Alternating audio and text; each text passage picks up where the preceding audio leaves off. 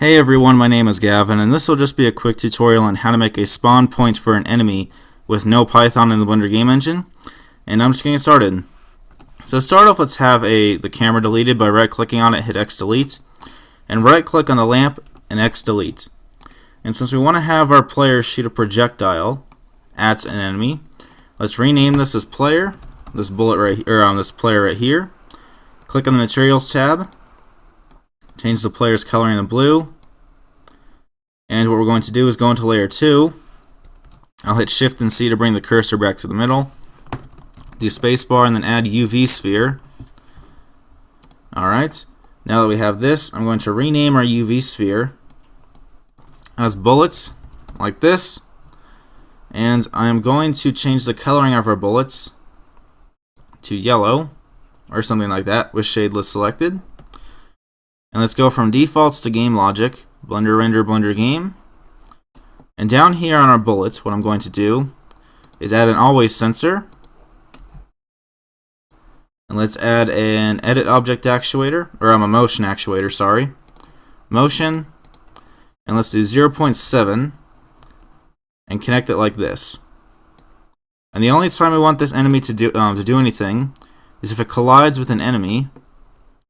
If there's a collision with the property enemy, or an object with the property enemy, what we're going to do, add an edit object actuator, change it from add object to end object, and connect it like this.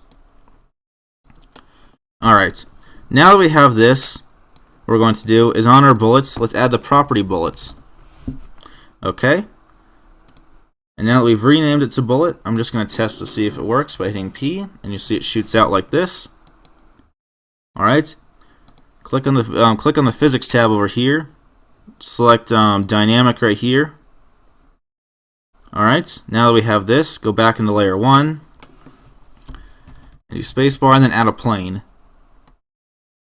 Do S and then 10 to scale this plane out 10 times. And what we're going to do is on our plane, actually let's drag this player down to be just above the plane's height. What we're going to do is change the coloring of our plane, to be something like turquoise. Okay, right click on your player, and what we're going to do is add give the player the ability to turn left and right. So add 2 keyboard sensors with left, and the key will be A. Then I'll do another keyboard sensor with right, and the key will be D. And I'll drag this out and add 2 motion actuators. And for left, what we're going to do is put 2 degrees on the z-axis. And for right, I'll put -2 degrees on the z-axis. Okay, now that we have this, I'm going to drag this out over here. And over here.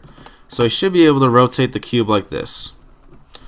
Now that we have this, right click on your player and snap cursor to selected like this. And do spacebar and then add an empty object. This empty cube, I'm going to drag in front of our player. Shift and right click on our player and do Control P and parent the empty object to the cube. I'll rename the empty object as bullet spawn, like this. Bullet spawn like that. And on our cube, or on our empty object, sorry, add a mouse sensor with tap selected. Alright, and do add actuator edit objects, add object, bullet, like this, and connect them like this. Alright, so now if we hit P to play, we can see we can shoot our bullets around like this. Let's add a cube into the game that will represent our enemy by doing add cube, like this. And this cube I'll rename as enemy. And what we're going to do is add a collision sensor on our enemy. This collision sensor will be with the property bullet.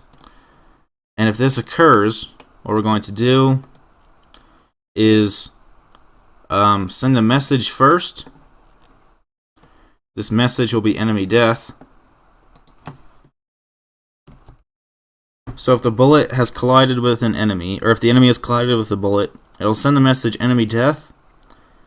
Then it will edit object and then end object.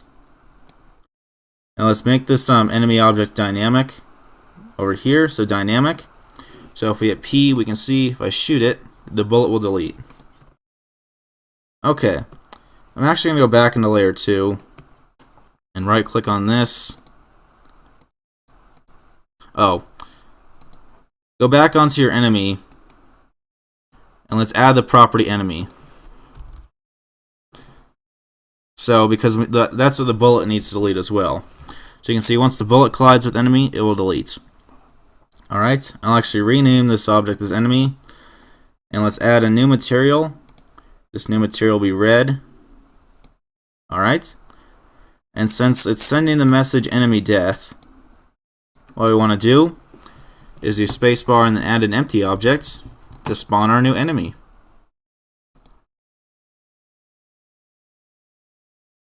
Alright. And so if this object right here receives the message enemy death, what it's going to do is do add actuator edit objects, and it's going to add an object that we haven't created yet.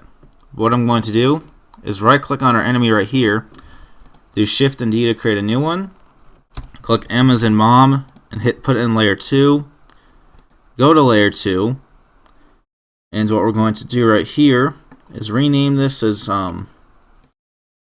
enemy layer 2, go back to our main view, right click on your spawn points, and let's have it add enemy layer 2. So if we hit P to play, we can see it'll click, and we can keep spawning a new enemy every time it hits. Alright, so this has been a simple tutorial on how to add enemies with no Python in the BGE, and I hope you guys find this very useful. Oops.